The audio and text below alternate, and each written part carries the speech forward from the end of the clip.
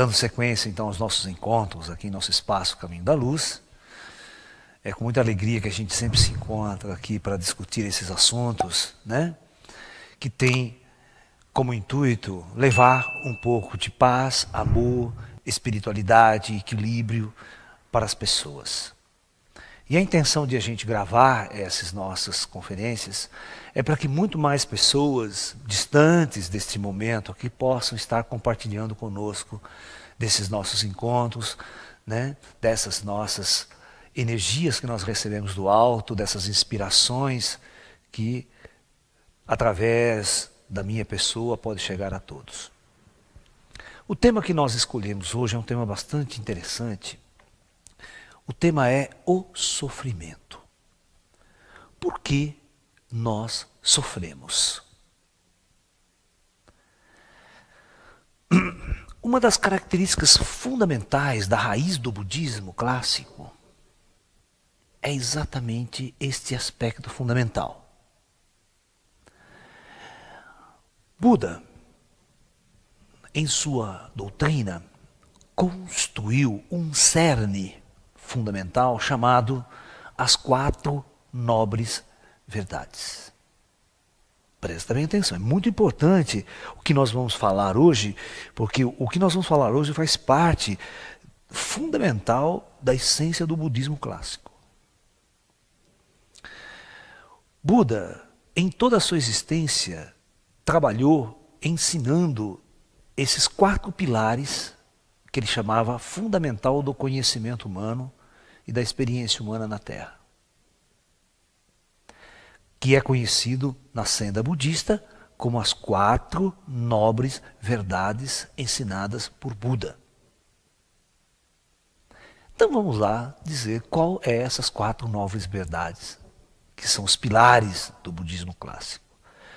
A primeira nobre verdade que o Buda nos ensinava era essa: o sofrimento existe. Olha que interessante. É uma constatação real.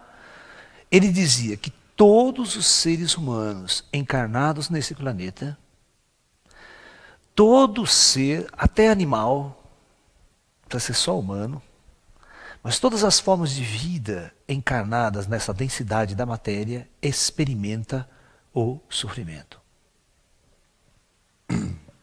Tá? O Buda dizia, se você não está sofrendo hoje, agora, mais cedo ou mais tarde, alguma coisa vai acontecer e vai levá-lo a um estado de sofrimento. Esse sofrimento, ele pode vir até você de várias maneiras. Pode ser um sofrimento físico, certo? Uma doença, um acidente, uma mutilação, que todo mundo está sujeito nesse mundo, não é verdade? Uma hora ou outra você cai, sofre um acidente de carro, você arrebenta tudo e fica lá. Um cara fica paralítico, não anda mais. O cara fica cego. Olha que provação de ficar cego, né? Essa série de provações físicas, adquire uma doença, não sai da cama durante a vida inteira. Quantas pessoas não estão em situações completamente complexas? Né? Então a doença física é uma doença, é um sofrimento terrível para o ser humano que carrega este corpo que é chamado de um veículo kármico. Nós vamos estudar as causas fundamentais do sofrimento e a ideia central do sofrimento. Um outro tipo de sofrimento é o sofrimento psíquico, mental, emocional. Ou seja, aquele sofrimento que não advém de uma doença, mas advém de uma perda, de uma saudade, de uma angústia, de uma depressão, né? De chifre, né? Dor de corno que a gente fala. Né?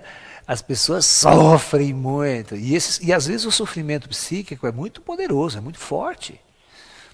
Eu lembro essa questão entre coisas do corpo e da mente, do espírito, né? Da emoção. O nosso mestre espiritual dizia assim para nós: eu vou ensinar para você o verdadeiro Kung Fu da alma, do espírito. Vou também ensinar um Kung Fu para o seu corpo. Mas não se esqueça que as batalhas de seu corpo na vida são muito poucas. Raras às vezes. Mas as batalhas do seu espírito, as batalhas são travadas todos os dias, todas as horas e todos os minutos de sua vida. Então é muito mais sensato preparar a tua consciência e teu espírito.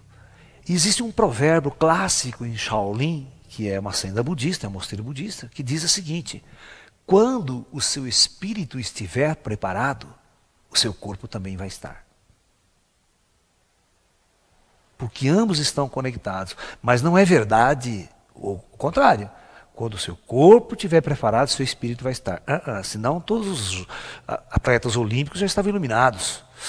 Né? Então a verdade não é essa. Porque o centro do ser, o que controla todo o ser, é a consciência, é o espírito. Então ele delinea por corpo.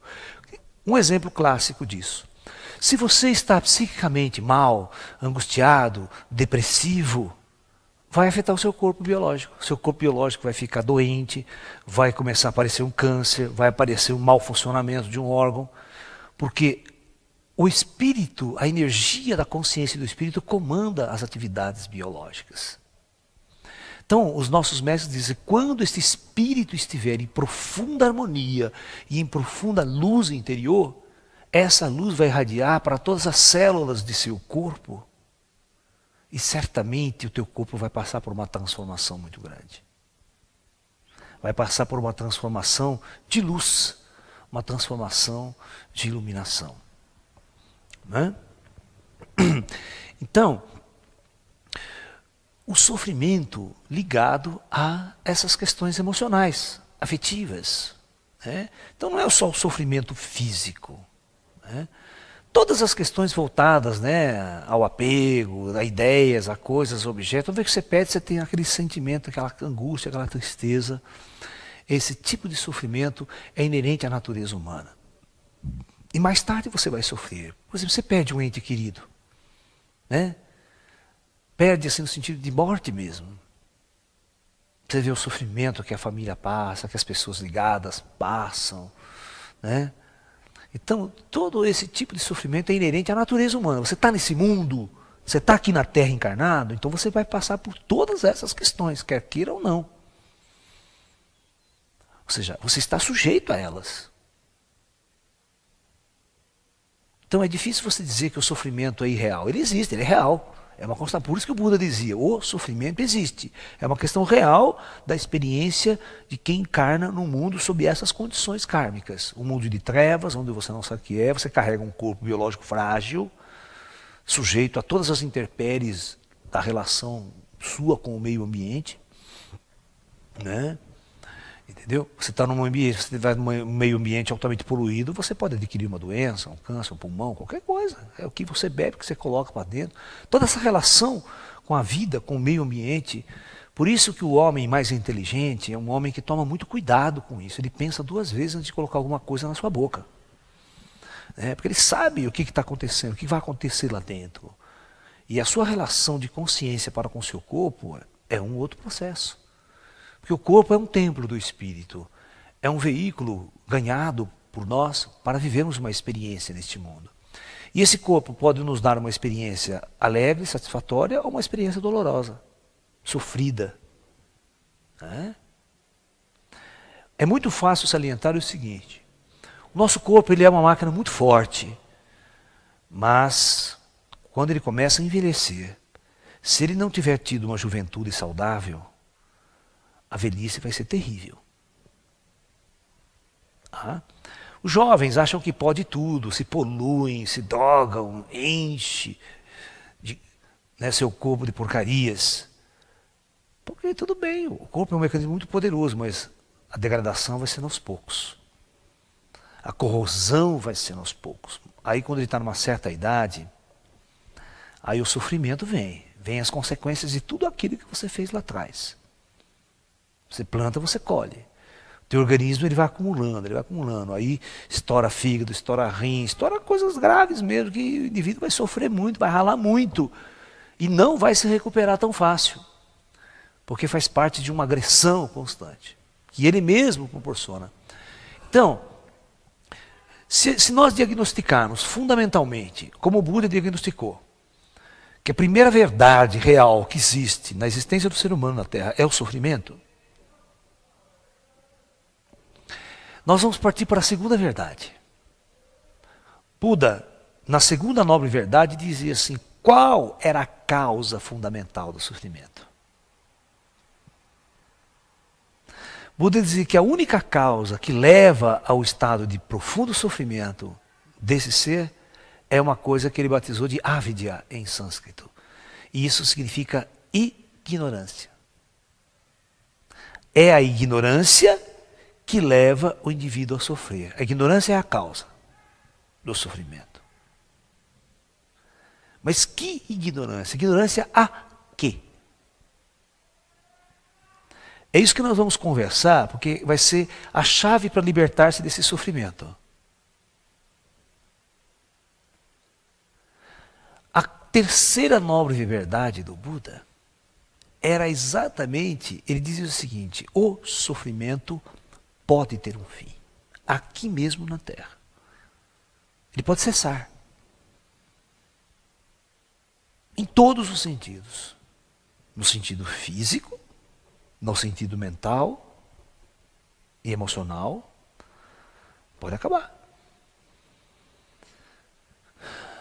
Você desconhece as forças espirituais que operam na luz, como elas são poderosas, poderosas. Quando você investiga alguns paranormais, o que eles conseguem realizar, canalizado por forças da luz, quando você vê alguns indivíduos fazendo operações mediúnicas, cirúrgicas, com a ajuda das forças espirituais, o que os caras fazem?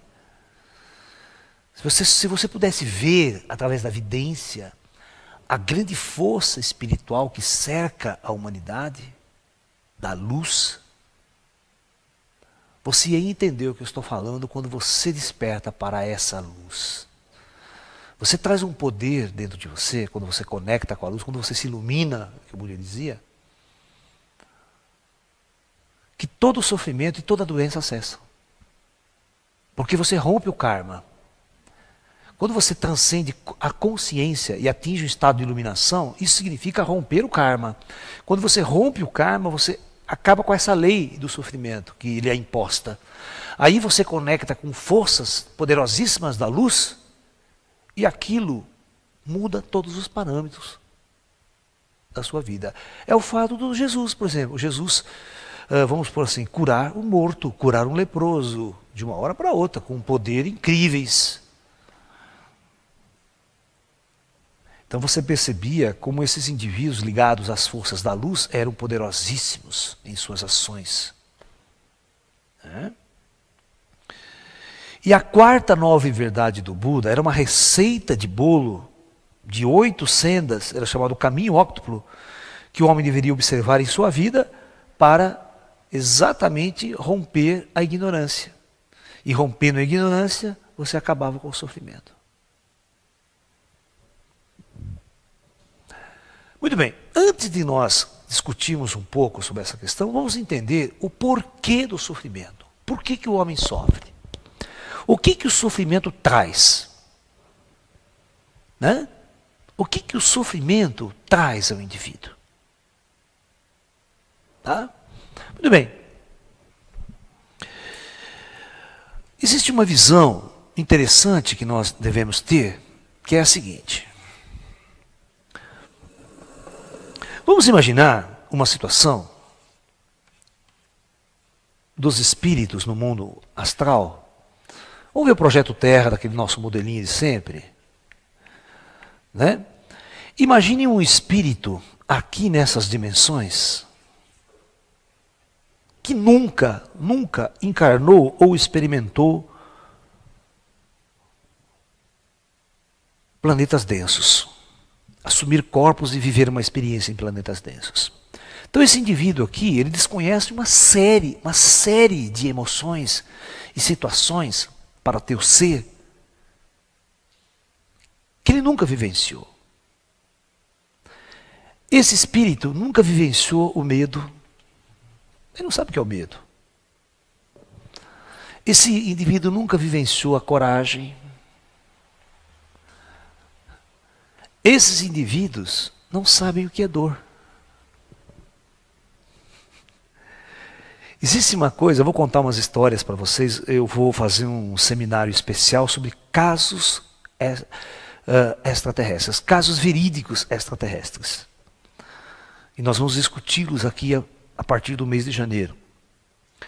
Tem um caso muito interessante, que os ETs abduzem uma pessoa, né?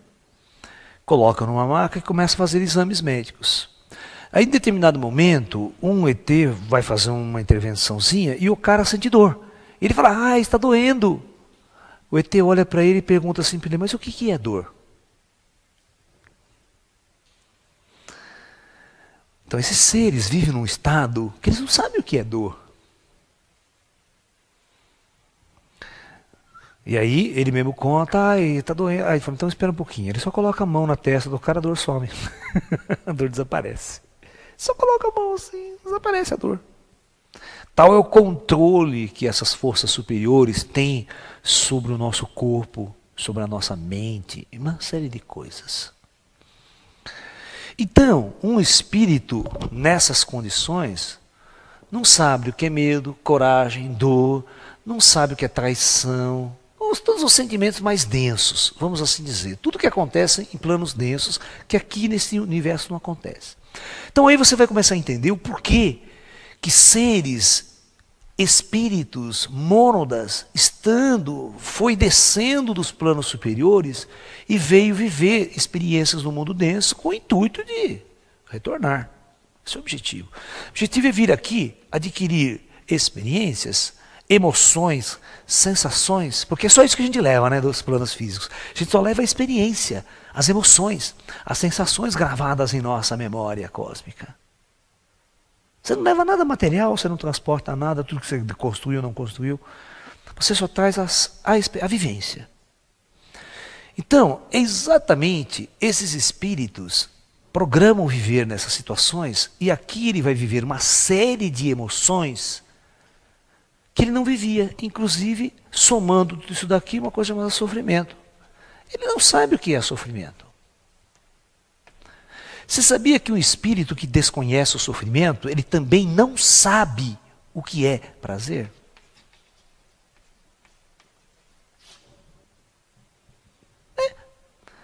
É aquela velha história.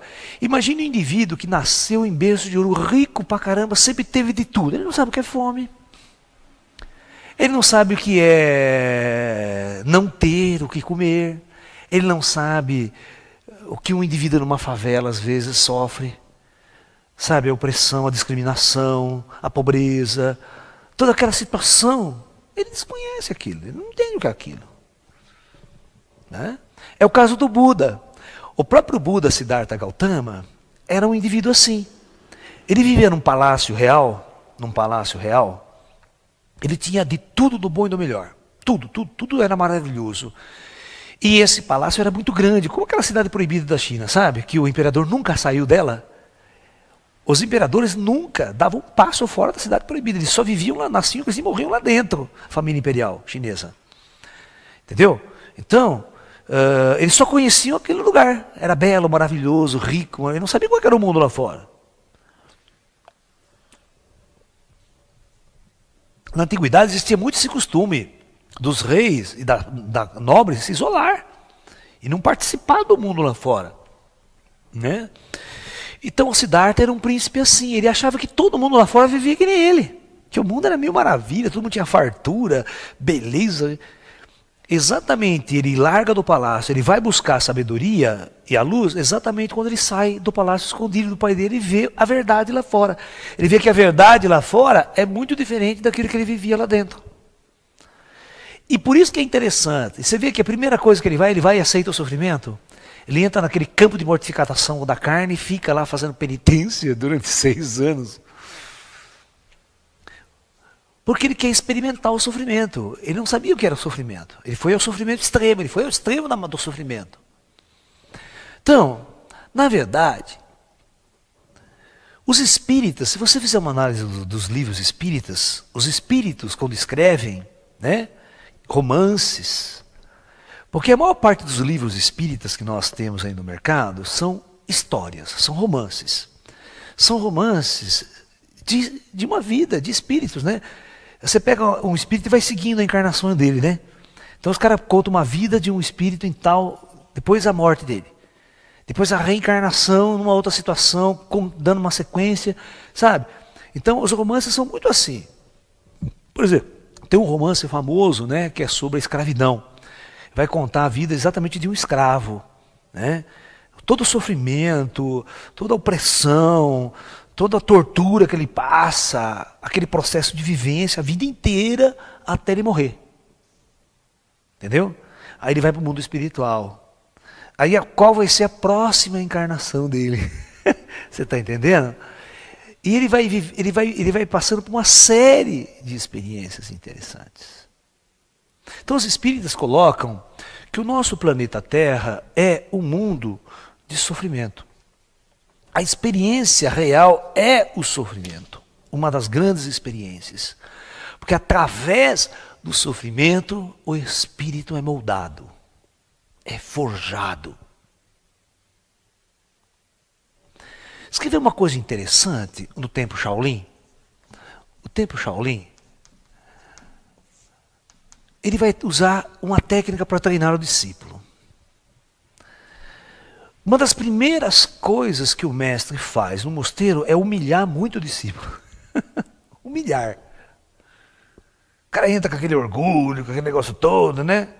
O cara fala, não, meu filho, toma uma vassoura, vai varrer, vai fazer os serviços mais simples.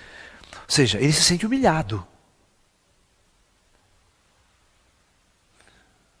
Porque ele precisa aprender a se curvar. Enquanto ele não se curvar, né, enquanto ele não matar de vez o orgulho, o mestre é assim. O mestre tem, para ensinar um discípulo, levar um discípulo para a luz, as fases de treinamento são muitas. E o mestre avalia etapa por etapa. Então ele sabe que na primeira etapa ele tem que matar o orgulho, depois ele tem que começar a matar o ego, certas partes e assim por diante. E para cada parte, tem uma técnica de treinar. Por exemplo, uma das técnicas para treinar o Kung Fu, por exemplo, é muito sofrimento. O nego rala muito e sofre, e cansa. E o mestre dá aquele treinamento duro, difícil. Acaba com o nego. Por quê? Qual o objetivo? Né? O objetivo é forjar o indivíduo. Está entendendo? Então o objetivo é forjar, moldar, trabalhar, tornar uma obra de arte. Então nós imaginamos o seguinte, que todo homem quando encarna, todo espírito que vem aqui é uma pedra bruta. Essa pedra bruta precisa ser lapidada para que seja transformada numa obra de arte. Cada experiência de vida, cada encarnação que ele vivencia na Terra, uma parte desse ser vai sendo lapidado. Né? Ao terminar as encarnações, surge desta pedra bruta a luz. Um ser iluminado. Um ser que carrega dentro de si a experiência. Olha a experiência.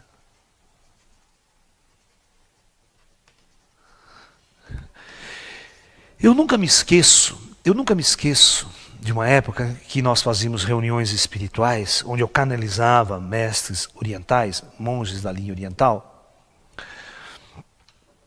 E essas reuniões eram reuniões de pergunta e resposta. O grupo sentava num círculo, e eu também, e eu incorporava, esses mestres conversavam com as pessoas, e as pessoas faziam perguntas.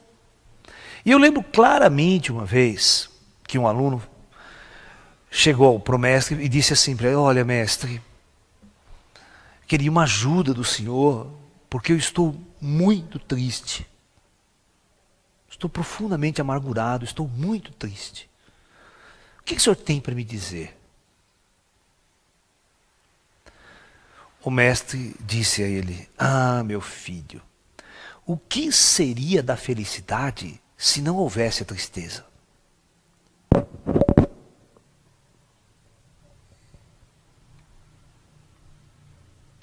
Como você poderia avaliar um estado de alegria, de felicidade, se você nunca tivesse vivido a tristeza?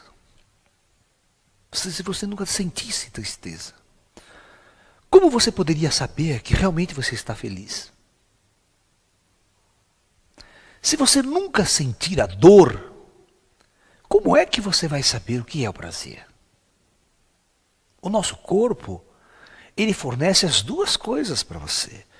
Ele fornece a sensação de prazer e também fornece a sensação de dor. Se você em sua vida nunca experimentou o amargo, como é que você pode avaliar o que é doce? Se você pega uma criança que nunca provou nada na vida, você dá um mel a ela, ela pode simplesmente achar gostoso, né? É interessante. Aí você dá um limão azedo para ela, bem azedo, faz aquela cara feia, não faz? A criancinha, até meu gato faz, né? Você pega, dá uma comidinha boa, o gato lame os beijos, fica pedindo mais você. Agora dá uma gota de limão na boca do gato, ele sai que nem um termo, não quer nem saber de voltar a pedir e eu pedir outra de novo.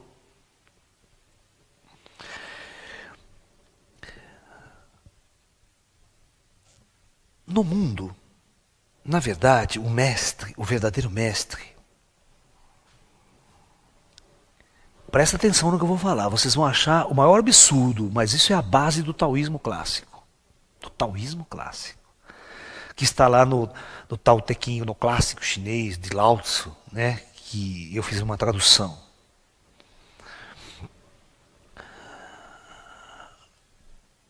É exatamente isso. Deixa eu pegar aqui o Tao Te Ching e vou mostrar para vocês, né, o trecho que eu quero discutir e mostrar para vocês. Né? É o texto número 2. Olha que interessante. O que eu estou falando para vocês aqui é uma coisa clássica no pensamento chinês. Ao conceituarmos o que é belo, surge o conceito do feio. Ao conceituarmos o que é bom, surge o conceito do mal. Conceito. Por isso, o imanifesto e o imanifesto são um só. O fácil e o difícil são conceitos que se complementam. O grande e o pequeno se completam. O alto e o baixo se harmonizam. O som e o silêncio geram a harmonia. Os conceitos dos opostos são sempre complementares. Por isso, o homem sábio age pelo não agir. Pratica sua doutrina sem falar. Ele apenas, olha que interessante, ele apenas contempla todas as coisas sem intervir no seu fluxo. Ou seja, ele nunca é favorável ao bom em detrimento do mal. Ele nunca conceitua, valoriza essa é melhor e essa é pior. Não. O verdadeiro sábio aceita as duas situações como parte integrante de uma mesma realidade. E tão importante uma em relação à outra. O sábio não dá mais importância para o bom em detrimento do que era aquilo que você conceituou de mal. O sábio não dá mais valor ao prazer em relação à dor. Sabia disso? Ele encara todas as experiências com o mesmo valor e com a mesma intensidade, com a mesma igualdade. Portanto, quando você estiver sofrendo, faz a seguinte pergunta: por que Deus deixa você sofrer?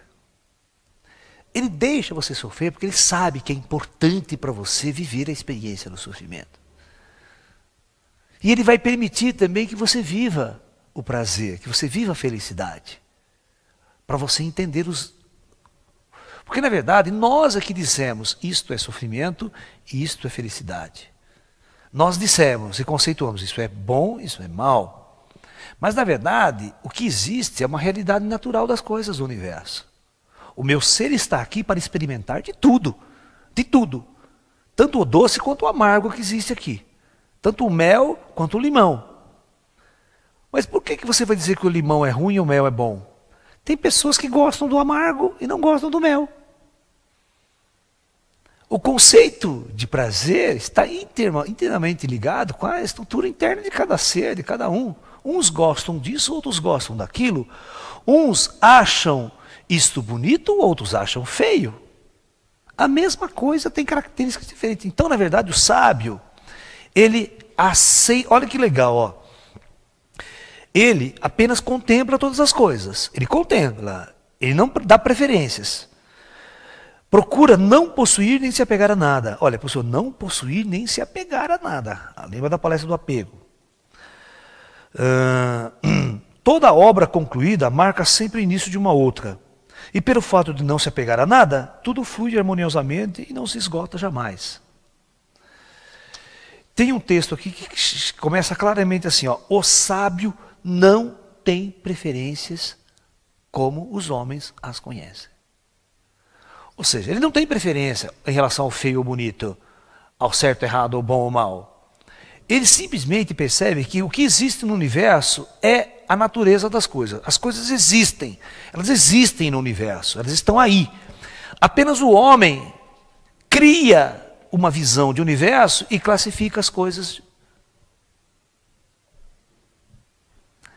Então, na verdade, o homem experimenta o que existe no universo. Então, ele experimenta o prazer, experimenta a dor, experimenta a solidão, experimenta a angústia, a depressão, a tristeza.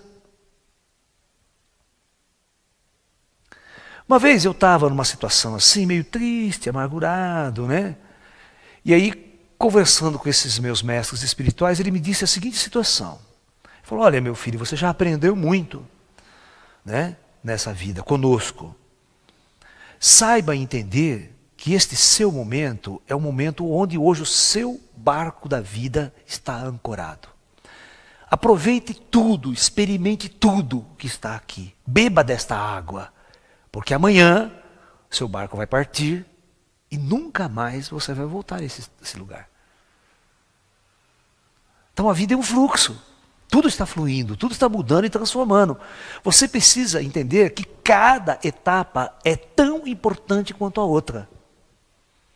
Quando você está sofrendo, se você olhar com bons olhos, você vai ver que essa situação ela é muito importante, ela é interessantíssima, se você olhar de um outro jeito.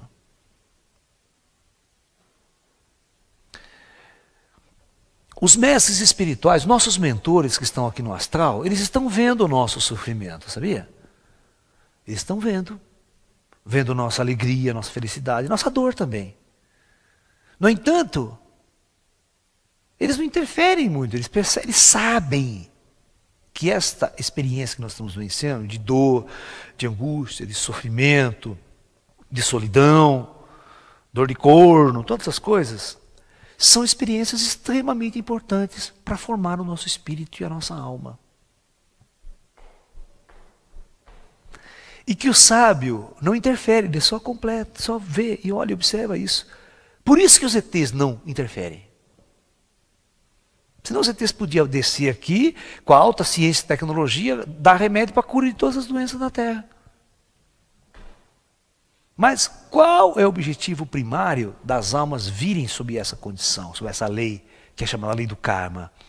É viver intensamente essa experiência. E todos nós sabemos que essa experiência ela não é eterna. Ela acaba.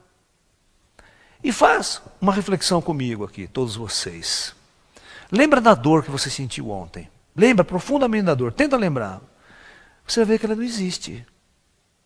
Ela é irreal. Ela está no tempo. Hoje, quando você olha e tenta lembrar o sofrimento que você viveu, não passa de sonhos, de imagens. Você não os carrega mais. Mas ela moldou o teu ser. Você não sente mais aquela dor, mas ela fortaleceu, ela trabalhou, mudou a sua consciência. É como um treino em Shaolin, O mestre vai forjando. Tem fases do treinamento que o indivíduo passa por um estado de sofrimento, de solidão terrível, de angústia consigo mesmo. Mas aqueles treinamentos dos eremitas tibetanos, vai ficando 3 anos numa caverna, solitário, preso. O sofrimento. No entanto, isso tem um objetivo positivo lá na frente. Hoje você pode julgar alguma coisa muito ruim, mas amanhã você pode ver com outros olhos. Você quer ver um caso típico? O caso típico do famoso casal Hermínio e Bianca, que foram abduzidos por ETs. Eles eram pastores crentes na época, pastor da Testemunho de Jeová. Imagine a tortura e a loucura que esse indivíduo vivenciou dentro de uma nave, diante de seres que ele julgava ser criaturas do demônio. Entendeu? E ele tentou fazer uma série de experiências, tirar a mó, e aquele cara bravo, nossa, o trauma que esse indivíduo sofreu. Foi obrigado a ver uma realidade que a sua psique, a sua cultura não permitia. Sua cultura religiosa, então, né, não permitia. Que ele pudesse ver o mundo de um outro jeito, né, o universo de um outro jeito. Então ele sofreu muito, foi um sofrimento terrível, foi um trauma terrível. Ele conta que na época ele não dormia. Mas, passados-se os anos, hoje, ele olhando, ele vê que foi o maior presente que ele ganhou do cosmos, de Deus, das forças da luz. Que isso tirou ele daquele buraco das trevas, daquela visão crente, quadrada, primitiva e arcaica. Então, quando você está sofrendo, você acha que isso é uma maldição divina. Mas quando tudo passa e você percebe a importância que aquilo foi como um instrumento, né, de treinamento interior e de moldar a sua alma, o seu espírito, certamente você encara esse sofrimento de uma outra maneira. Por isso, às vezes, os nossos grandes mentores espirituais, quando nos enxergam triste, angustiado, né, eles sabem que isso é importante, que isso passará e estaremos crescendo com tudo isso, com essa experiência.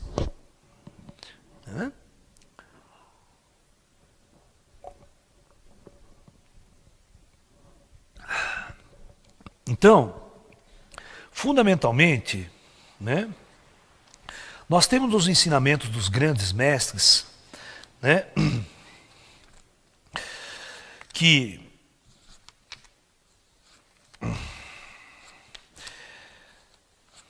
espera aí, vou mostrar um negócio interessante para vocês. Aqui. Você quer ver que interessante? Ó, ele diz assim, ó, todo homem sábio deverá procurar em seu caminho pela vida integrar profundamente o seu corpo e o seu espírito em um só. Assim procedendo, ele se torna puro e cheio de vida como um recém-nascido. Deverá purificar sua alma até torná-la imaculada. Amar seu povo e dirigir uma nação sem interferir demais. Amparar a todos com carinho, tal qual uma mãe pássaro. Conquistar a iluminação em todos os níveis, sem mesmo se tornar um erudito. Sabe ganhar muitos valores, no entanto, não se apega a nenhum deles. Não se torna dependente de suas obras, escravo de suas obras. Sabe conduzir sem controlar. É nisto que consiste o verdadeiro sentido daqueles que buscam o caminho místico. Olha, cara, isso aqui dito há 600 anos antes de Cristo. Uma grande verdade. Esse livro é um livro extremamente maravilhoso para todos que estão buscando a espiritualidade, né? Eu aconselho vocês a estudarem esse livro clássico do grande filósofo Lao Tse, do século VI a.C. São 81 poemas falando essas coisas, ensinando essas coisas. E eu tive o privilégio de estudar um pouco de chinês na minha vida e estudar em chinês o Tao Te Ching. E aí eu pude ver que alguns livros aí da praça não estavam muito do jeito que eu gostava, não. da tradução. Então eu fiz uma tradução com os comentários. Então tem o texto traduzido e tem atrás os comentários que eu faço com relação a cada um dos textos, né? Aqui ele tem um texto interessante que ele fala dos extremos, né? Lembra do caminho do meio, quando eu discuti muito o caminho do meio é fundamental no processo espiritual. Então ele fala assim, olha, o excesso de luz e cores cega a visão do homem. O excesso de som ensurdece a audição do homem, né? Condimentos em demasia estragam o paladar do homem. Paixões desenfreadas perturbam o seu coração, né? A cobiça pelos bens caros corrompe as ações dos homens. Por isso o homem sábio, que vive por suas leis internas e espirituais, procura o equilíbrio de todas as coisas e não se excede em nada. Ou seja, ele sempre permanece no meio. Então vocês percebem que o sentido do caminho do meio, naquela época, era muito conhecido pelos sábios. Buda viveu nessa mesma época, né? E o cerne da doutrina budista é o caminho do meio, né? Então, né? Muito bem. Então eu aconselho muito vocês a estudar esse livro como se fosse um livro de cabeceira. Cada dia você lê um texto, cada dia você reflete sobre ele, né? Muito bem.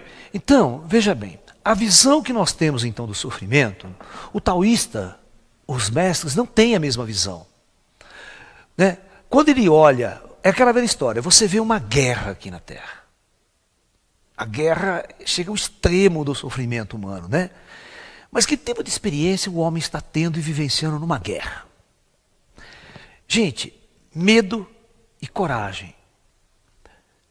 O medo da morte, a opressão, o medo do desconhecido, o medo daquela situação, dor ele vai viver, traição. Todas as emoções de uma guerra, de um conflito, a covardia, são sensações difíceis que um homem só experimenta aqui. No plano espiritual não tem sentido fazer a guerra, porque ninguém morre, né? Vai lutar o quê contra quê, sabe? É complicado. Então, guerras só podem existir em planos densos da matéria. Então eu vou contar uma experiência e falar assim, Laércio, fala um pouco sobre o sofrimento do ponto de vista kármico. Aí vocês vão entender melhor a coisa, né? Muito bem. Existem vários tipos de karma, né? Existe uma coisa que a gente chama de karma coletivo ou experiência coletiva, né? Se nós lemos muitos os livros espíritas, eles vão nos ensinar uma série de coisas. Por exemplo, um ponto-chave. Vamos ver o povo judeu. O povo judeu, quando você observa o Holocausto, o famoso Holocausto judeu na Segunda Guerra Mundial, né, o massacre de mais de 6 milhões de judeus, né,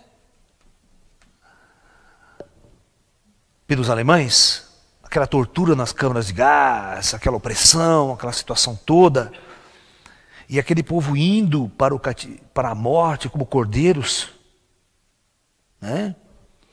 Então, nós temos uma visão assim, uma opressão. Agora, se você for verificar quem é este povo judeu, ou quem foi esse povo judeu no passado, para estar recebendo essa ação coletiva de sofrimento, de dor, de opressão. E quem são os alemães que estão fazendo essa ação contra os judeus? Então, a pesquisa espiritual, a pesquisa transcendental, funciona mais ou menos assim, a ideia do karma coletivo. Então, lá atrás, nós tínhamos a Roma Antiga. A Roma Antiga. Na Roma Antiga, os cristãos, os jovens cristãos da época, eram extremamente perseguidos pelos soldados romanos, pela elite do povo de Roma e pela política do povo de Roma. E quantos cristãos não foram massacrados naqueles jogos no Coliseu de Roma, né?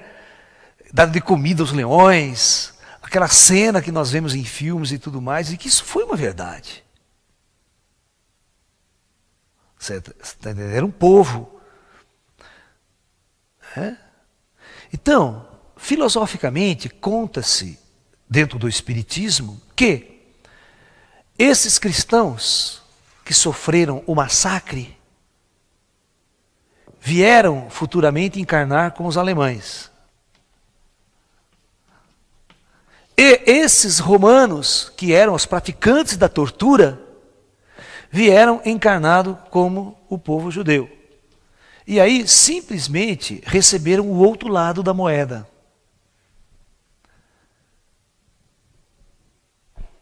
Por isso que não desceu nenhum disco voador para interferir em nenhum dos dois casos. A coisa acontecia. O massacre, a tortura, a dor, o sofrimento. E quando a pessoa morria, o seu espírito se libertava praticamente, né? Carregando aquelas emoções, aquele estado de coisas. Quando isso é feito de uma forma coletiva, contra um povo, contra milhões, milhares, que é o caso coletivo do karma planetário, do karma coletivo de uma nação, aí chega um momento que as potestades superiores, os comandos kármicos que estão aqui das hordas, procura inverter o resgate kármico. Ou seja, aquele que oprimiu terá que ser oprimido. Essa é a lei do karma. Né? Então se encontra na história muito significado para se entender isso. Porque senão você vai fazer a seguinte pergunta para mim. Laércio, então não existe justiça cósmica. Né? Porque esses caras aqui, o que eles fizeram, o que eles massacraram, o que eles torturaram, o que eles escravizaram as pessoas naquela época. Então, esse aqui morreram bem bom, né? Acabou. Não tem justiça cósmica? Não, bicho, o nego vai encarnar de novo. Ah, vai. Mas para ele pagar isso aqui, para ele pagar, tem que ter uma situação na qual ele vai pagar, não tem? Então, tem que ter uma guerra. Tem que ter uma outra situação que ele fica coletivamente, essas milhares de pessoas, milhões de pessoas fiquem na parte de baixo. Ou seja, do ponto de vista, quando você olha só o sofrimento, alguma coisa está errada. Mas quando você olha de fora, de quem está analisando o projeto daqui de cima, parece que tem uma certa lógica, uma certa justiça cósmica. Que aparentemente a gente não entende. É aquela bela história que você pergunta, você acredita numa guerra nuclear? Eu falo, eu acredito. Mais cedo ou mais tarde. Ontem, cara, eu estava assistindo um especial no History Channel. Os Estados Unidos, eles desarmaram mais de 100 mil bombas atômicas operacionais. É um negócio absurdo. E eles têm 7 mil ogivas atômicas nucleares operacionais para ser solta a qualquer hora. Está nos aviões, submarinos, e os russos mais ou menos o mesmo número. E só essas 7 mil já dá para fazer um estrago que vocês não têm noção. Já dá para destruir o planeta com 7 mil ogivas nucleares, um mais 7 o outro. Mais... Você já pensou 14 mil bombas atômicas do tipo de Hiroshima? Hoje não são do tipo de Hiroshima, são 14 mil, são bombas de 10 megatons. São bombas que vocês não têm noção. 100 bombas atômicas hoje equivale praticamente a todo o potencial bélico que foi lançado durante a Segunda Guerra Mundial. Imaginem vocês, 14 mil, faz a conta, ó, 14 mil das principais cidades do planeta sendo bombardeadas e destruídas. O que vai restar? Faz uma lista das 14 mil cidades principais do planeta e você vai entender o que eu estou falando. Né? Então, isso significa o quê? Mas por quê? Porque existe algo coletivo que a humanidade precisa experimentar. Ela precisa vivenciar essa coisa, porque ela plantou ao longo de todas as histórias essas inversões de valores. Ela impôs o sofrimento para uns, enquanto essa aqui estava no poder, no bem bom, na riqueza, no luxo. Ela impôs a dor e o sofrimento. É igual o escravo, né? Você está lá, o feitor de escravo. Existe uma história real contada, né? O Gasparetto, todo mundo conhece, o Gasparetto é um grande, né, espírita e hoje trabalha na TV, tem programas diários, pessoa muito conhecida. Eu conheci-o pessoalmente, E na sua vida espírita, no seu trabalho espírita, ele começou fazendo pinturas mediúnicas. E os seus guias, os pintores que pintavam através dele, eram os grandes pintores clássicos, né, da Renascença e tudo mais, né, aí pintores do modernismo, e uma série de pintores de todas as épocas se manifestando através dele. E um dos pintores que se manifesta através dele era o Michelangelo. Tá? Então Michelangelo, o Gasparito vai contar uma história do Michelangelo que conta uma história para ele, né, das encarnações dele.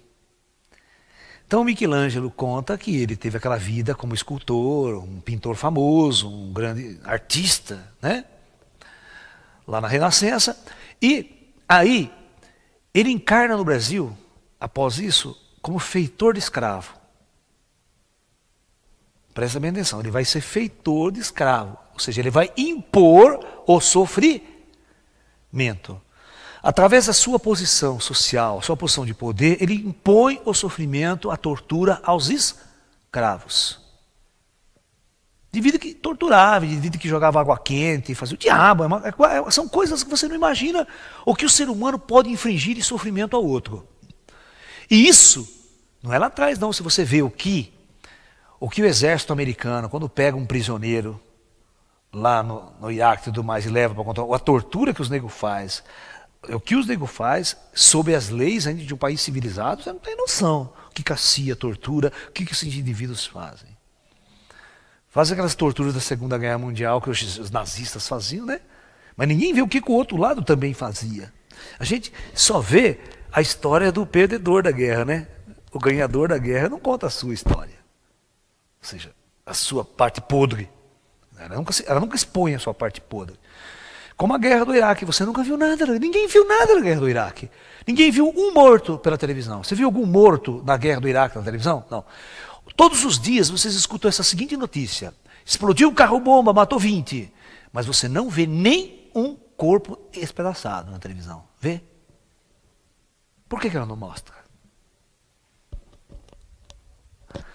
O verdadeiro sentido da guerra é ver os pedaços de corpo, perna para um lado, pescoço para o outro. Aí que seria legal mostrar na TV. Você vai ver que a guerra não dura uma semana depois disso. A opinião pública mundial acaba. É só você mostrar uma criança toda arrebentada, espedaçada lá, pronto, a guerra acaba amanhã. Por isso que a CNN é proibida de mostrar. Porque os governos sabem que a força da imagem acabou com a guerra do Vietnã. Forçou os Estados Unidos a sair da guerra correndo. Quando apareceu aquela menina, lembra aquela chinesinha toda queimada ali na palme, correndo, aquela filmagem que pareceu... Aí um fotógrafo tirou a foto dela, queimada com as costas, correndo, uma criancinha de 5, 6 anos. Aquela foto ficou estampada na revista Time. Não, acabou, a guerra acabou por causa daquela foto. Porque os movimentos pacifistas nos Estados Unidos, vendo aquela imagem pegou a força, todo mundo foi contra o governo americano, a opinião pública.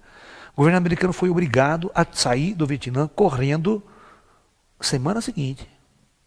Então uma foto pode acabar com uma guerra.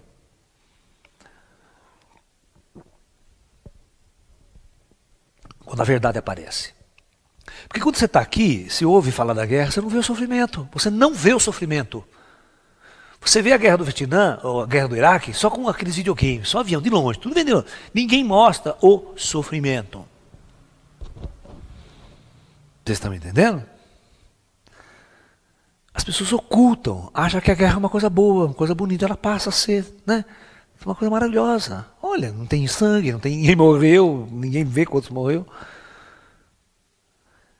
Mas é importante mostrar o sofrimento que as pessoas vivem assim, porque aí você vai lutar contra esse sofrimento. Então, continuando a história do Michelangelo. Então, Michelangelo viveu uma vida inteira impondo o sofrimento para muita gente. Aí ele morre. Naquela vida, ele não sofreu. Ele só impôs, ele acumulou um karma. Aí, o comando superior, né, falava, você vai encarnar no Brasil, aonde você impôs o sofrimento. Ele encarna no Brasil, na região conhecida, onde viveu o grande artista Aleijadinho. O Aleijadinho é uma reencarnação de Michelangelo. Aí ele abre nessa vida o dom da arte, o artista que ele sempre foi, mas a doença começa a corroer, né? Começa a corroer, que ele fica todo, sofre uma vida inteira, faz a arte dele, e ele sempre faz uma arte religiosa, uma arte sacra, né? Aquelas esculturas, mas a sua vida se corroendo de doença, de dor, de sofrimento. E você pergunta, por que um artista tão maravilhoso com aquele carregava esse sofrimento? Quem explica? Do ponto de vista, né, uma pessoa tão maravilhosa, naquela vida tão bondosa, naquela vida, um artista dedicar a sua vida, a sua obra para a igreja, né? E sofrer daquele jeito, sem possibilidade de cura. Ele foi corroendo aos poucos. Você sabe como a lepra atua, né? Ela vai acabando, ela vai acabando.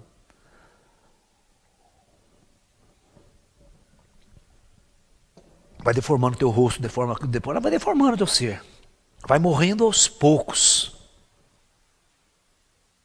E te priva de um monte de coisa, né? Te priva do sexo, te priva do prazer. Quem é que quer namorar, transar com um cara todo arrebentado, todo poluído e doente? Ninguém nem quer se misturar, né? Então cria-se toda uma vida de sofrimento travado. Então é muito interessante nós percebemos que o sofrimento é extremamente inerente como uma ferramenta de treinamento interior que o plano superior impõe aos espíritos ao longo de sua jornada kármica.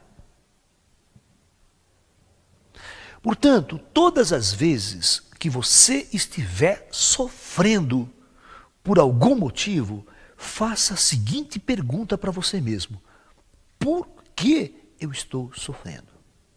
Existe sempre um motivo, às vezes não está nem aqui nessa vida, está lá atrás.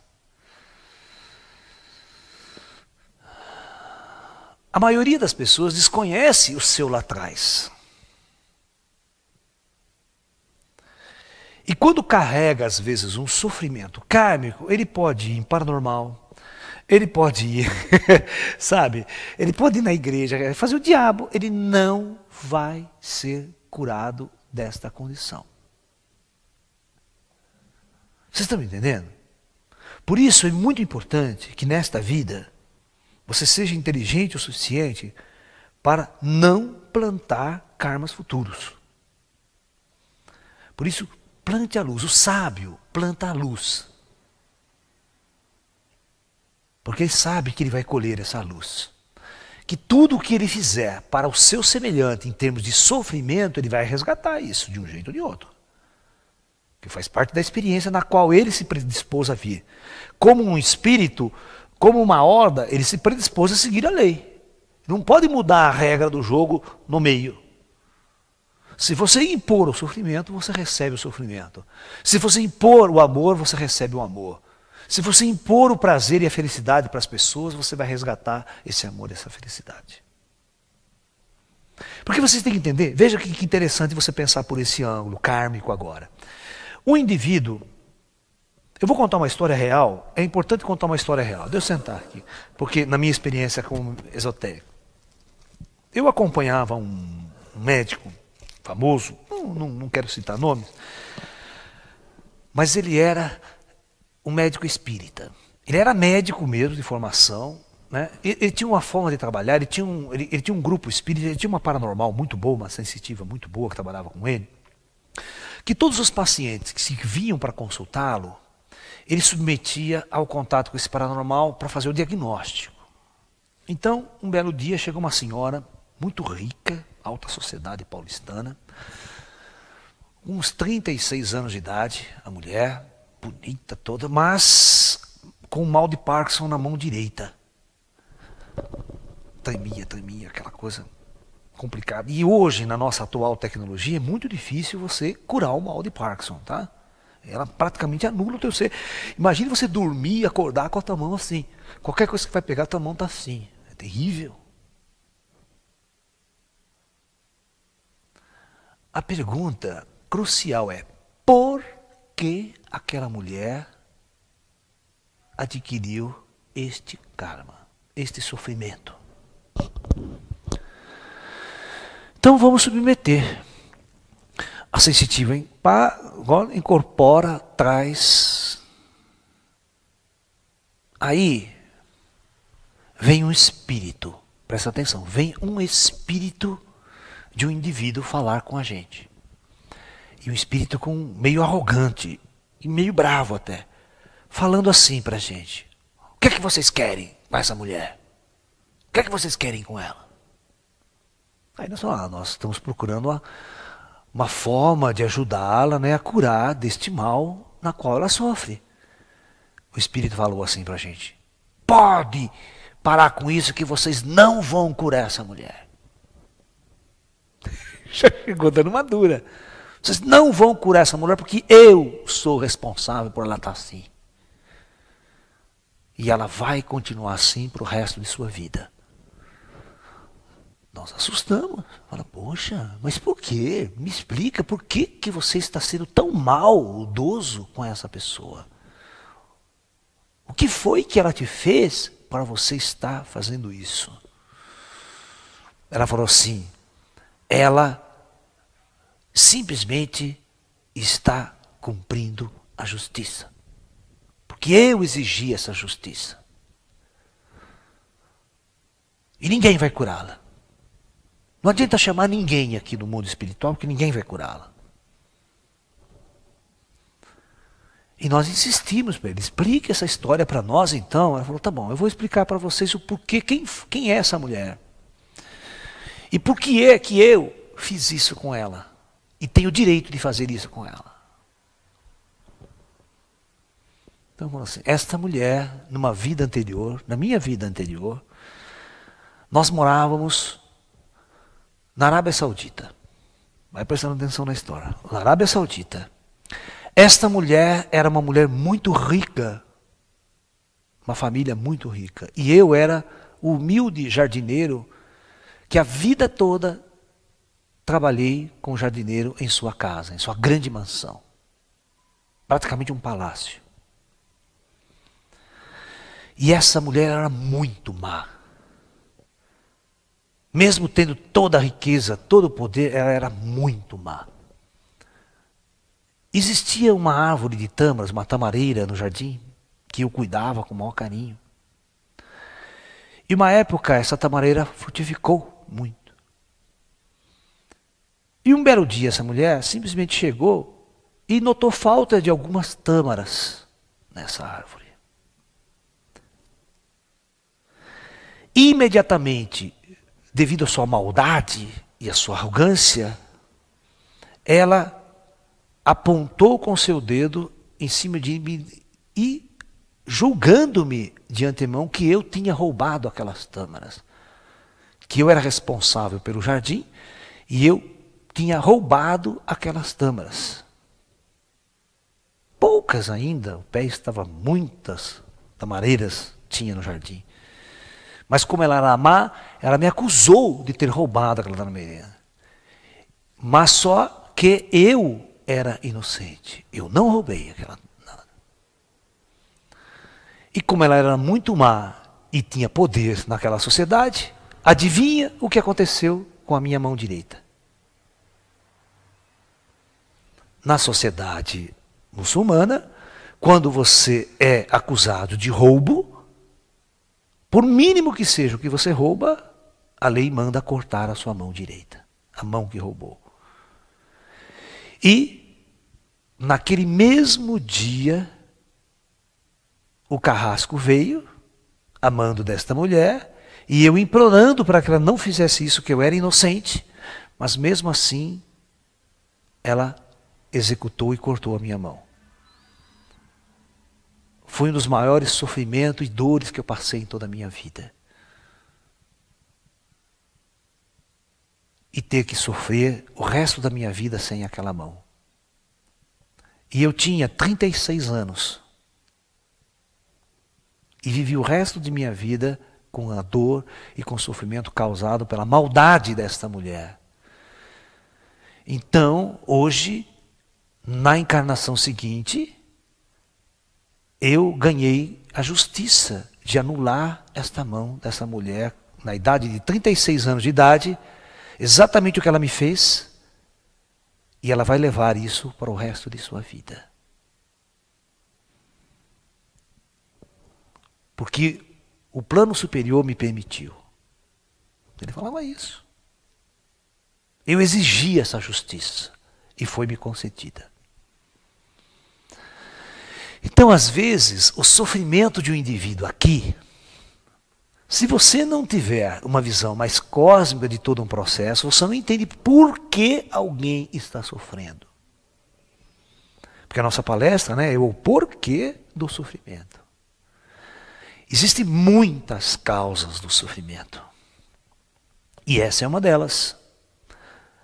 Agora eu pergunto uma coisa para você. Só tem um jeito de curar essa mulher. Só um jeito. O perdão. Mas o perdão daquele cara.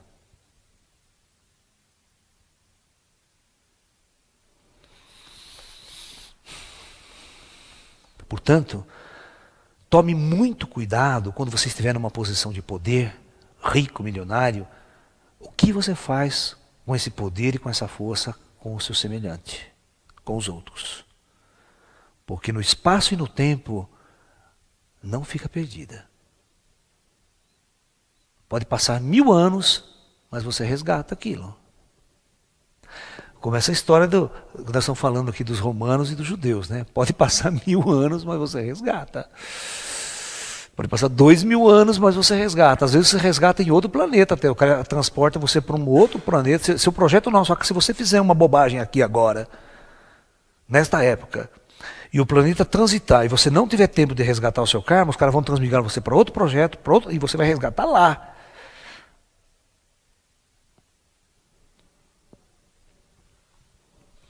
Então, nós temos que ter uma consciência muito importante de entender o significado mais profundo do que nós chamamos de sofrimento.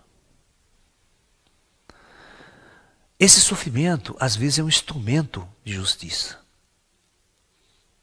Às vezes, é um instrumento de moldar o nosso espírito, de moldar a nossa alma.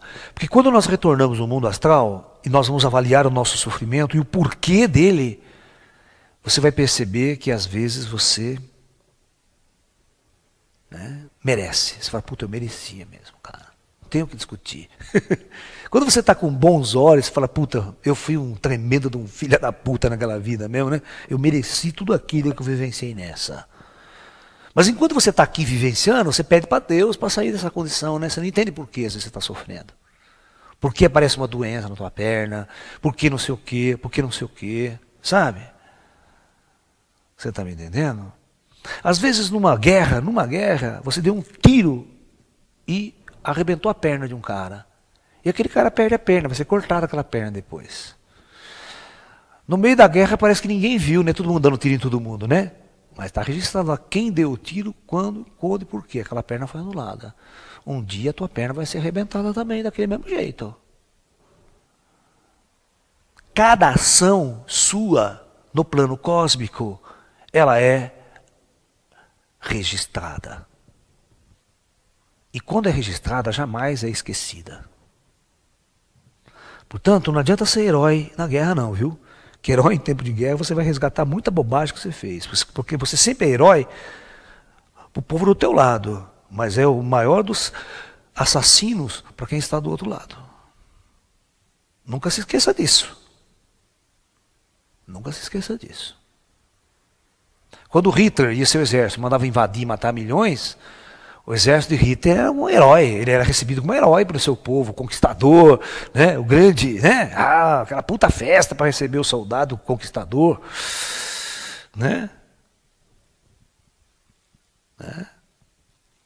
É igual a construção do famoso Arco do Triunfo na França, né? Veja por que tem o Arco do Triunfo, foi construído. Para as tropas receberem as tropas que voltavam, né? Da sua guerra vitoriosa. Aquela festa. Mas uma guerra vitoriosa significa o quê? Para o outro lado. O massacre, o sofrimento, a dor, Que isso está registrado. É herói aqui na Terra, mas lá em cima não tem herói não. Então, essa é uma das análises da dor e do sofrimento do ponto de vista kármico, do ponto de vista mais cósmico. E aí a gente vai entender por que esse planeta, durante 6, 7 mil anos nessa linha de projeto Terra, não foi alterado. As pessoas vêm sobre as mesmas regras, as mesmas leis, sofrendo. E quando a ciência não tinha o seu avanço, que foi nos últimos 100, 200 anos, nós tivemos um grande boom, bicho, o cara fazia um corte na perna, que estava morto, vai cortar a perna, porque vai infeccionar, vai ser o diabo, e morria por questões, né? O sofrimento, o cara pegava uma gripe, pegava né? Por exemplo, uma tuberculose, que o cara vai morrendo aos poucos. Né? Você vê, Noel Rosa, morreu do quê? Tuberculose. Um grande artista, né? Vivia na madrugada, na noite, na boemia, naquela época, meu filho, você pegou um resfriado, uma gripe, não tinha remédio para tratar, não tinha antibiótico, não. Isso progredia rapidamente para uma pneumonia e da pneumonia para tuberculose, às vezes. Quanta gente não morreu assim? Hoje não, hoje você toma meia dúzia de comprimido, acabou, não vai morrer de tuberculose. Então, o próprio avanço da ciência cria mecanismos para aliviar o karma da civilização, aliviar o sofrimento da civilização, porque significa que aquela dor, aquele sofrimento já foi resgatado. Então, dá-se condição de ter esse avanço. Mas por isso que a humanidade fica durante 7 mil anos nesse projeto sem ter ciência e tecnologia. Porque é a partir disso que as pessoas vão resgatar a sua experiência, o seu karma, o seu sofrimento. Né? Ok? Você está com uma puta dor de cabeça. Imagina quando não tinha um analgésico, hein? Aquela puta dor de cabeça, ele ficava 2, 3 dias, não podia nem sair para fora. Hoje você toma um comprimidinho, meia hora depois acabou a dor, acabou o sofrimento. Então tem muitas conquistas da humanidade que são importantes, que são interessantes. Isso é um dharma da civilização. O importante é que todo espiritualista compreenda a ferramenta do sofrimento, quando que o sofrimento é importante para o nosso espírito e quando que ele se torna um instrumento de justiça, onde nós devemos entender que quando eu imponho a dor para uma pessoa, eu não estou sentindo essa dor, né? Eu estou impondo para o outro. Então, o cosmos cria uma situação que você vai vivenciar essa dor depois. Para você avaliar, né? O que é prazer e o que é dor, para você tomar uma consciência de um espírito iluminado, para você nunca impor esse sofrimento mais para as pessoas ou para qualquer ser vivo. Você quer ver? Tem um filme muito interessante chamado Energia Pura. Tem uma cena nesse filme Energia Pura que é muito interessante, que tem um caçador. Ele vai e dá um tiro num cervo. Tá? Esse moço, que é o cara protagonista do filme, que é o da energia, ele fica tão indignado com aquele animal, com aquele ato daquele caçador, com a sua arrogância, com o seu poder, com o poder do homem, impor o sofrimento e matar aquele servo, dar um tiro nele. Então aquele servo cai no chão. E aquele rapaz chega assim, com aquele energia, e coloca a mão no peito do servo, sabe? E a hora que esse atirador chega perto, ele mete a mão no cara. Simplesmente o cara entra num colapso, porque ele transfere toda a dor do servo para ele. Ele não começa a respirar, começa a dar aquela dor da morte, e aquele sofrimento, aquela angústia de ter levado um tiro, a dor do tiro, e aquele cara passa por essa situação ali. Você já imaginou, cara, se toda a dor que você impõe para um terceiro, você a sente imediatamente? Hã? Eu garanto para você que ninguém ia matar nenhum mosquito mais nesse planeta.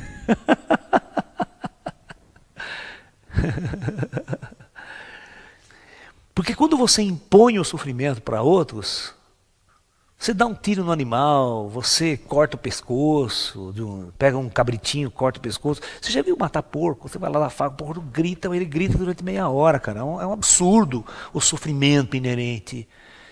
Eu quero ver se nós estivéssemos fazendo isso com você, enfiado uma faca na tua barriga e fica mexendo lá, e você gritando de dor, demorando meia hora para morrer, e sendo tratado desse jeito. Porque o animal, ele tem a mesma estrutura de sentimentos e de emoções que o ser humano. Ele sente dor, ele sofre, Tanto quanto, presta atenção, quantos animais nós nos matamos todos os dias para ser deleitado nas festas do ser humano. Churrasco, mania do ser humano, vamos fazer churrasco, qualquer festa, vamos fazer churrasco. Ou seja, eu quero ver, se você reunisse, eu vou dar um exemplo para você, você vai fazer um churrasco. Você convida a sua namorada, convida o seu namorado, toda a sua família, e diante dessas, você vai fazer a matança. Você vai matar o porco ali na frente e ver ele berrar. Você vai cortar a cabeça do cabritinho, ver ele sangrar e berrar.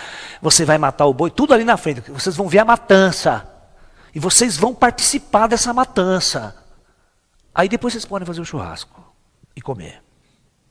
Essa é uma sugestão que eu dou para vocês, que são carnívoros e tentam ser espiritualistas. Enquanto vocês não se libertarem deste karma de matança coletiva, de impor o sofrimento para essas entidades que você julga inferior, você vai continuar sofrendo nesse planeta. Porque você está gerando um karma violento com as entidades vivas e que você não respeita. Simplesmente porque você as considera como um animal. Agora eu pergunto, você é um animal pior do que o próprio animal. Por isso que você merece a dor e o sofrimento que a humanidade tem resgatado até hoje, tem arrastado até hoje. Porque não tem nenhum santo nesse planeta aqui não. Às vezes o cara mete um traje lá de pastor, mete um traje de sacerdote, mas está metendo faca na galinha, metendo faca no porco, metendo faca inconscientemente para fazer suas festas. O cosmos não diferencia não, cara, se o sofrimento é de um cachorro, de um gato, de uma galinha.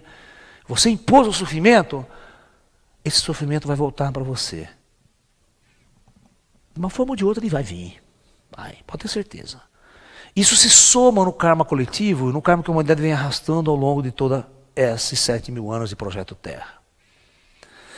Então, eu duvido que você faz a matança e vai lá e leva a sua família para ver a matança e depois vai comer. Leva seu filho, sabe, 7 anos de idade, mata na frente dele, certo? Vê o bicho sofrer, urrar. Depois vê se sua criança, seu filho tem coragem de comer. Tá? Os produtos chegam tão transformados na sua frente, que você não vê a dor e o sofrimento que aquele bife, que aquele hambúrguer carrega, né? Então tome cuidado, que isso é uma forma de impor o sofrimento para o reino Deva, para o reino dos animais. E você vai resgatar ele, hein? Pode ter certeza. Você vai resgatar com câncer no estômago, com câncer no intestino, você vai ficar meses urrando de dor, tomando morfina, o diabo e nada cura. Você vai embora desse planeta urrando de dor. E aí você não explica por quê. Ai, mas por quê? Eu fui tão santo na minha vida. Não. Tem um karma coletivo que você não enxergou. O ser humano, às vezes, é tão burro, ele é tão travado na sua consciência que ele não enxerga essas coisas. Ele não consegue perceber que ele acha que o karma que ele tem que resgatar é só com outro ser humano. Aí que você está muito enganado. Por isso que o sábio, ele ama todas as coisas sem distinção. Ele ama o animal, ele ama a galinha, ele ama as árvores, as plantas, o céu, as estrelas, o rio, o riacho, as águas. Da mesma maneira que ele ama um ser humano qualquer, outro semelhante. Não há distinção. Ele não ama mais esse em detrimento do ódio daquele. Não. Por isso que Jesus, né, deu o maior exercício para todos os seres humanos, é amar o teu próprio inimigo. Quero ver você amar teu inimigo. Porque amar teu amigo é muito fácil. Amar tua mãe é muito fácil. Amar tua amada é muito fácil. Agora quero ver você amar aquele que está em conflito com você, que é o teu inimigo. Esse é o exercício da luz. E enquanto nós tivermos com essa ponta de ódio em nosso coração, esse desrespeito e impor a dor e o sofrimento para qualquer entidade viva, nós vamos resgatar isso de forma coletiva. Tá ok? Então, naturalmente, o aspecto fundamental que nós devemos entender é que o sofrimento ele é uma ferramenta, ele tem uma importância nesse planeta. Ele pode acabar? Pode. Ele pode cessar? Pode. E o Buda nos dizia isso. Quando isso pode acontecer? Quando nós tomarmos consciência do verdadeiro papel da jornada humana sobre a Terra, nós esforçarmos o suficiente para encontrarmos o nosso elo perdido, a nossa alma e o nosso Deus interior, e praticamente encontrarmos a luz aqui. Quando nós encontrarmos isso, nós nos libertamos do que os orientais chamam do ciclo de reencarnações. Nós passamos a vencer e a transcender a linha do karma.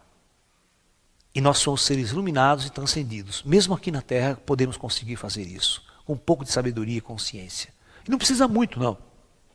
Precisa muito, não. É muito pouco para isso.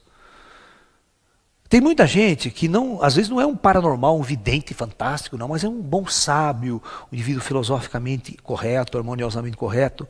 Certo? Quando ele morre, os mentores sabem que foi a última encarnação dele na Terra. Mesmo sem ser um tremendo paranormal ou uma abertura psíquica, numa encarnação. Só a atitude dele para com a vida, atitude de amor, de harmonia, de equilíbrio, de fazer o bem, de plantar, já traz no seu bojo a capacidade de ser a última encarnação sua na Terra. Então, ok, pessoal? Então, fiquem atentos. O verdadeiro sábio e o verdadeiro espiritualista é aquele que aprende a amar. E quando você aprende a amar todas as criaturas vivas, toda a natureza. E aí, os nossos mestres dizem que nós vamos entrar em harmonia com a natureza. Entrar em harmonia com a natureza é entrar em harmonia com esse fluxo. Matar os seres vivos para você comer não é estar em harmonia com a natureza. É estar em guerra, é estar em conflito com as criaturas da natureza. Então, quando nós acordarmos para esse profundo equilíbrio de amor verdadeiro interno dentro de nós, aí sim, eu tenho certeza que a sua vida vai ser extremamente harmoniosa e vai fluir para o lado positivo de tudo. Ok? Então, namastê, muita paz e até o próximo encontro.